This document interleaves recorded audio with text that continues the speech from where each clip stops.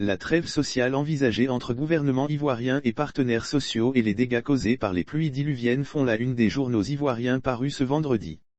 Encore des morts et des dégâts. Les dégâts causés par les pluies diluviennes qui s'abattent ces derniers jours sur Abidjan, la capitale économique ivoirienne et ses environs font la une des journaux ivoiriens, parus ce vendredi 1er juillet 2022.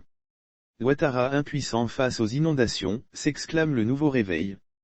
Le bilan établi à la suite de ces dernières pluies, fait état de 64 victimes dont 3 décès, indique le Patriote. La situation devient inquiétante, alerte le journal, qui ajoute qu'à chaque saison des pluies, les populations ivoiriennes dorment la peur au ventre parce que, exposées à toutes sortes de menaces.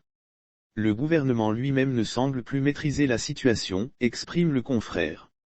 Le bilan établi à la suite de ces dernières pluies, fait état de 64 victimes dont 3 décès, indique le Patriote.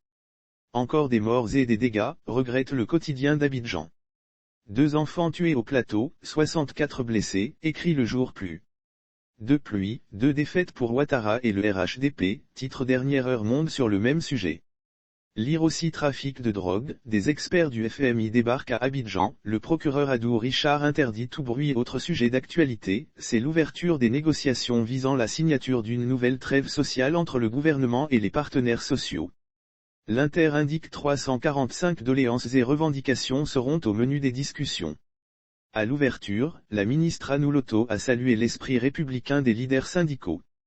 La trêve sociale n'est ni un renoncement aux ambitions légitimes de progrès sociaux des travailleurs ni la privation de l'expression naturelle des revendications syndicales, a pour sa part clarifié le Premier ministre Patrick Hatchi.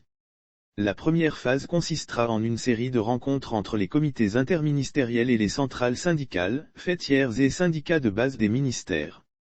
Le régisseur de la MACA jeté en prison. L'information est rapportée par le jour plus. À la une du journal, le confrère revient sur le film de l'évasion spectaculaire d'un dealer de drogue survenu la semaine dernière à la maison d'arrêt et de correction d'Abidjan, MACA. Ce qui lui est reproché dans la fuite de Mohamed Tambedou.